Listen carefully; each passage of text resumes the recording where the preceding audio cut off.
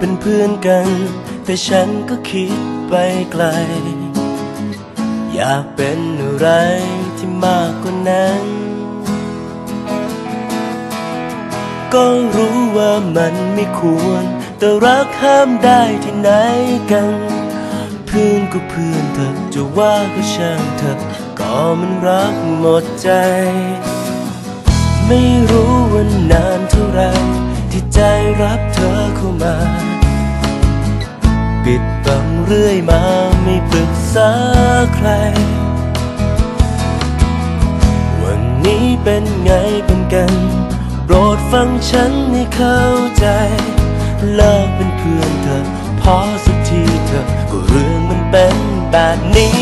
หนึ่งคือหึงเมื่อใครใกล้เธอสองคือเพ้อเวลาห่างกันสามคิดถึงเธอทุกวันเพื่อนกันไม่เป็นแบบนี้สี่คืออยากสบตาส่วนข้อห้าน่ารักสิ้นดีหกถึงร้อยไว้ฟังพรุ่งนี้เหตุผลที่ฉันไม่อยากเป็นเพื่อนเธอ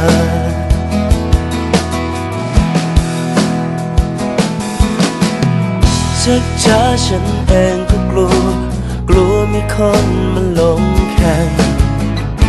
จะออกตัวแรงก็อย่าว่าฉันคบเป็นแฟนกันนะไม่เสียหายคนรักกันขอให้เชื่อเธอรักฉันเธอฉันเป็นเพื่อนเธอได้ไหมดีหนึ่งคือหึงเมื่อใครใกล้เธอสองคือเพ้อเวลาห่างกัน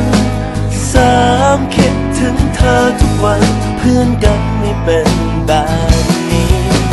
สี่คืออยากสบตาส่วนข้อห้าน่ารักสิ้นดีหกถึงร้อยไว้ฟังพรุ่งนี้เหตุผลที่ฉันไม่อยากเป็นเพื่อนเธอ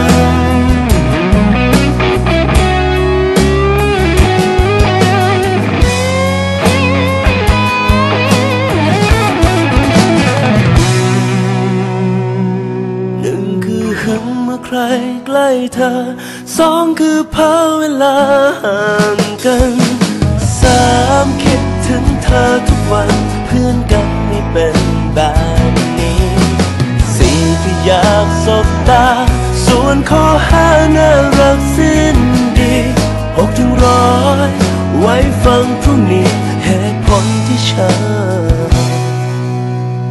ไม่อยากเป็นเพื่อนเธอ